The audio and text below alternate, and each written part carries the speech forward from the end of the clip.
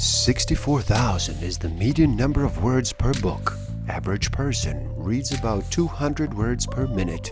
Simple math will tell us that is one book in 320 minutes. To accomplish this in 7 days, numbers say you would have to read for 45 minutes a day.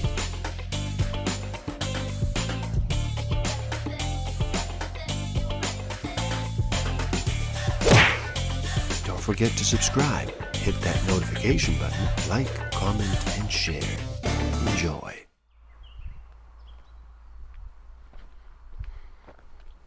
Hello, and happy day. How does slowing down sound to you today? Would you like to reduce the noise for just a bit? Are you ready to make a choice and decide to listen? My name is Igor, SF Walker, and I'm here to remind people to slow down, to reduce the noise, to walk their lives into a natural flow. Welcome back to the Book of the Week series. Every week, as I read another amazing title, I share it with the world. And today, we look at DMT, the spirit molecule, a doctor's revolutionary research into the biology of near-death and mystical experiences by Strassman. In this video, we ponder why nature, or God, made DMT. What is the biological or evolutionary advantage to having various plants and our bodies synthesize the spirit molecule? If DMT is indeed released at particularly stressful times in our lives, is that a coincidence? Or is it intended? And if it is intended, for what purpose? So stick around till the end. I will share with you some tools I haven't used that will help you tremendously in this game of life. Discover a way what actually motivates you. What innate human need is driving all of your decisions and your behavior. I will share some tools to improve your self-awareness, social awareness, self-management, and relationship management. It is so important for us to understand consciousness. It is just as important to place psychedelic drugs in general and DMT in particular into a personal and cultural matrix in which we do the most good and the least harm. In such a wide open area of inquiry, it is best that we reject no ideas until we actually disprove them. Acute organic brain syndrome, or acute confusional state, delirium, derived from the Latin de, meaning from or out of, and lyra, a furrow, literally going out of the furrow or out of it. Delirium can result from physical factors such as fever, head injury, lack of oxygen, or low blood sugar. In addition, a profoundly traumatic psychological experience may produce a delirious state, such as what happens in survivors of severe trauma or distress. The history of human use of plants, mushrooms, and animals for their psychedelic effects is far older than written history. Probably predates the appearance of the modern human species. There is a growing physical evidence that many ancient cultures used psychedelics for their effects on consciousness. Archaeologists have uncovered ancient African images of mushrooms sprouting from a human body. And recent discoveries from prehistoric northern European rock art strongly suggest the influence of psychedelically altered consciousness. Hundreds of years of anthropological research have demonstrated that these societies used psychedelics to maintain social solidarity, aid the healing arts, and inspire artistic and spiritual creativity. New World Aboriginal people used and continue to use a wide range of mind-altering plants and mushrooms most of what we know about the psychedelics comes from the investigating chemicals first found in Western Hemisphere materials. DMT, psilocybin, mescaline, and several LSD-like compounds. Just as important was the association of the mind-altering substances with witchcraft.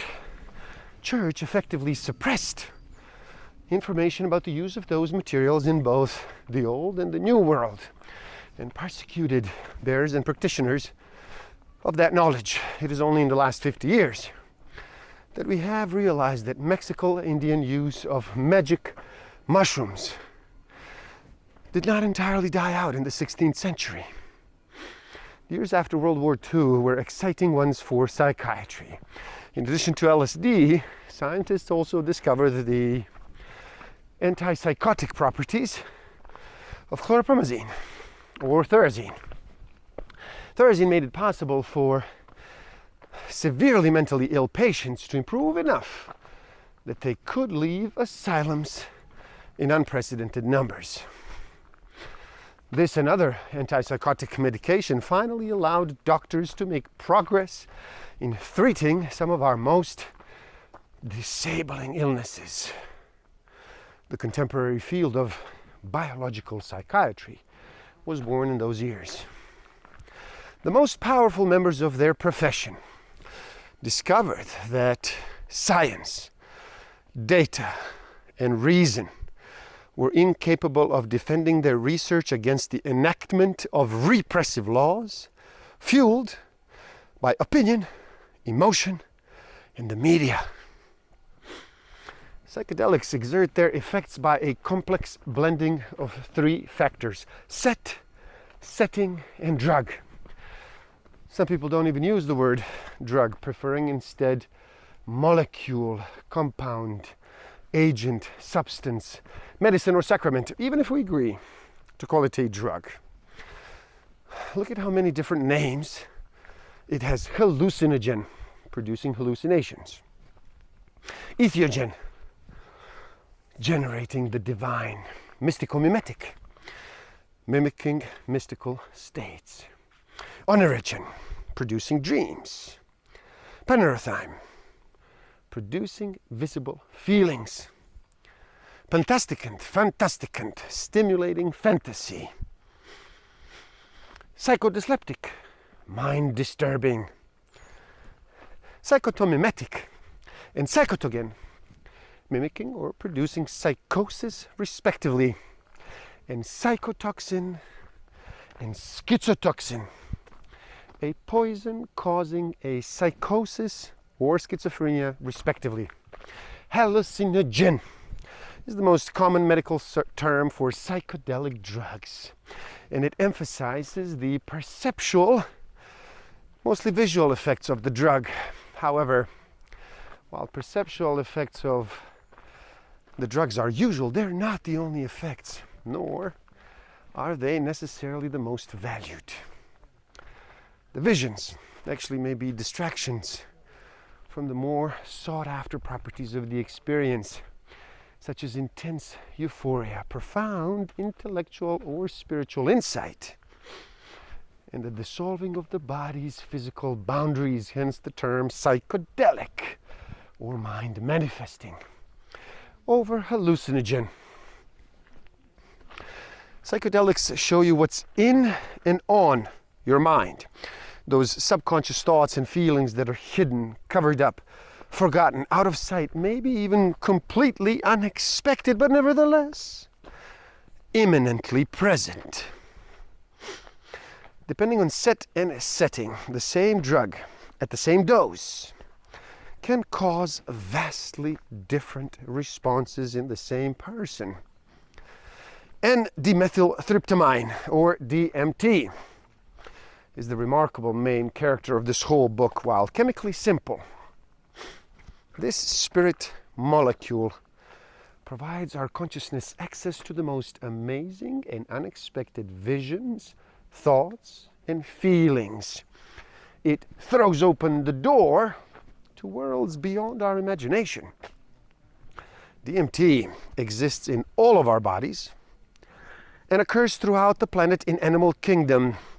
It is part of the normal makeup of humans and other mammals, marine animals, grasses and peas, toads and frogs, mushrooms and molds, and barks, flowers, and roots.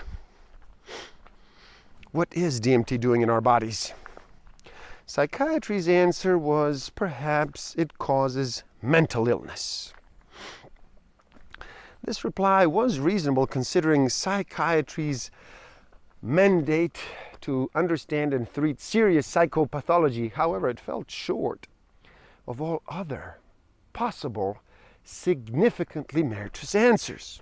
By limiting themselves to investigating DMT role in psychosis only, scientists lost a unique opportunity to probe deeper into the mysteries of consciousness. DMT is closely related to serotonin, the neurotransmitter that psychedelics affect so widely.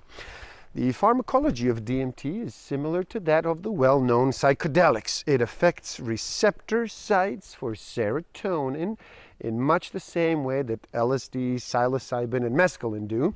Sites rich in this DMT-sensitive serotonin receptors are involved in mood, perception, and thought, although the brain denies access to most drugs and chemicals. It takes a particular and remarkable fancy to DMT. It is not stretching the truth to suggest that the brain hungers for it. The brain is a highly sensitive organ, especially susceptible to toxins and metabolic imbalances, a nearly impenetrable shield. The blood-brain barrier prevents unwelcomed agents from leaving the blood and crossing the capillary walls into the brain tissues. 25 years ago, Japanese scientists discovered that the brain actively transports DMT across the blood-brain barrier into its tissue. We know of no other psychedelic drug that the brain treats with such eagerness. A spirit molecule needs to elicit, with reasonable reliability, certain psychological states we consider spiritual. These are feelings of extraordinary joy, timelessness, and a certainty that what we are experiencing is more real than real. Such a substance may lead us to an acceptance of the coexistence of opposites, such as life and death, good and evil, a knowledge that consciousness continues after death, a deep understanding of the basic unity of all phenomena, and a sense of wisdom or love pervading all existence. A spirit molecule also leads us to spiritual realms. These worlds are usually invisible to us, and our instruments are not accessible using our normal state of consciousness. Keep in mind that a spirit molecule is not spiritual in and of itself. It is a tool or a vehicle. It is not an exaggeration to say that birth, near death, and death are extraordinarily stressful events. The life force is doing all it can to sustain its struggling residents. Tremendous outpouring of stress-related hormones occur at these times, including the pineal-stimulating catecholamines, adrenaline, and noradrenaline. So let's start with the birth process. The birth experience is highly psychedelic for the unanesthetized mother. How much more for the newborn?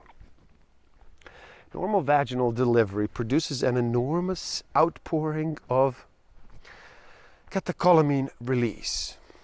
The massive flooding of these stress hormones over the mother's and fetus's pineal glands may be enough to override the pineal defense system and set in motion DMT release. Massive surges of stress hormones also mark the near-death experience, or NDE. Much of the literature on the NDE describes this as a mystical, psychedelic, overwhelming, or psychological experience. It is also maybe a time when the protective mechanisms of the pineal are flooded and otherwise inactive pathways to DMT production are turned on. We know very little about the psychology and physiology of death itself. What happens to our bodies, our brains, and our minds when we die?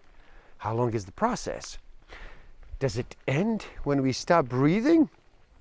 Or is there a reason many transitions cancel us when to move or bury the dead? Why are they concerned about not wanting to disturb residual consciousness? Thus, we also must consider decomposing pineal tissue's effect upon our consciousness, both near and after death. Pineal tissue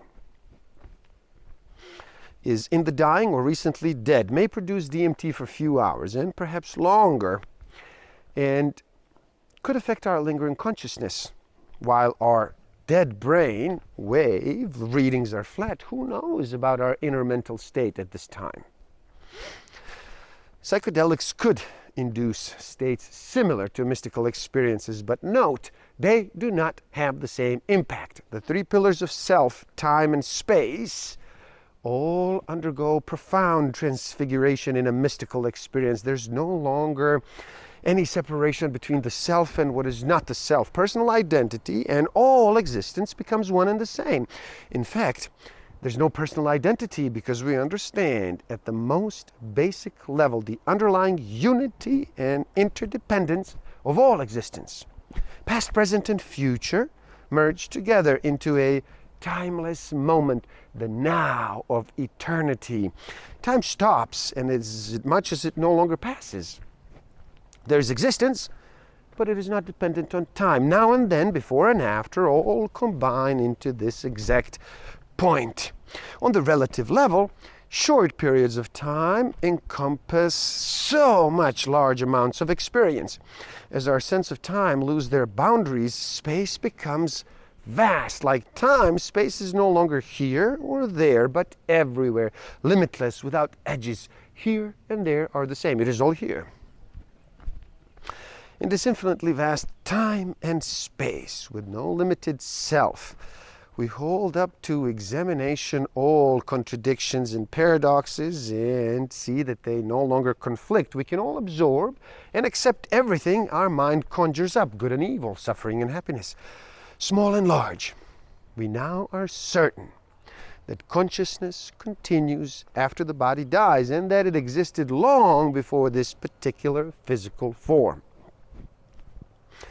Extraordinarily powerful feelings surge through our consciousness. We are ecstatic, and the intensity of this joy is such that our body cannot contain it. It seems to need a temporary disembodied state. While the bliss is pervasive, it is also an underlying peace and equanimity that is not affected by even this incredibly profound happiness. We call it enlightenment because we encountered the white light of creation's majesty. We might meet guides, angels, or other disembodied spirits, but we pass them all as we merge with the light. Our eyes now finally are truly open and we see things clearly in a new light. The importance and the momentous of the experience stands alone in our history.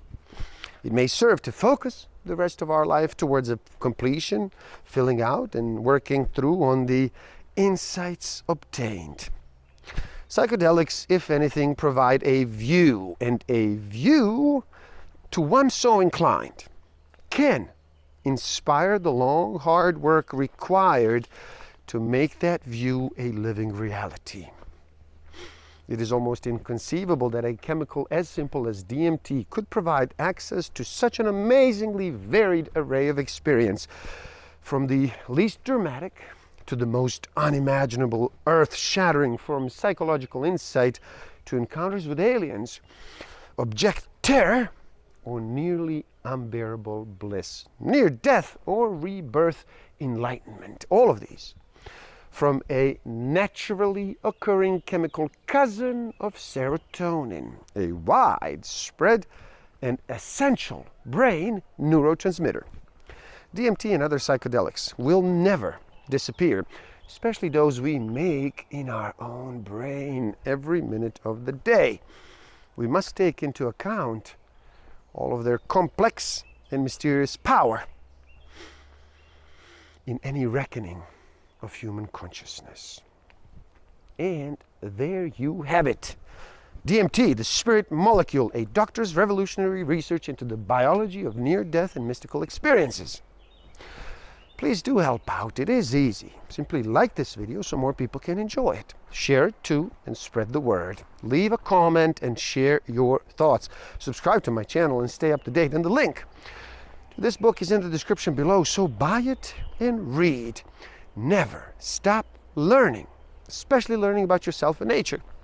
So gift yourself by taking the free human needs test on my website and find out what actually motivates you, what innate human need is driving all of your decisions and your behavior. And if you feel you are ready to improve your self-awareness, social awareness, self-management, and relationship management even further, do check out my Master of Life Awareness program. The links are in the description below. Thank you. Love and respect.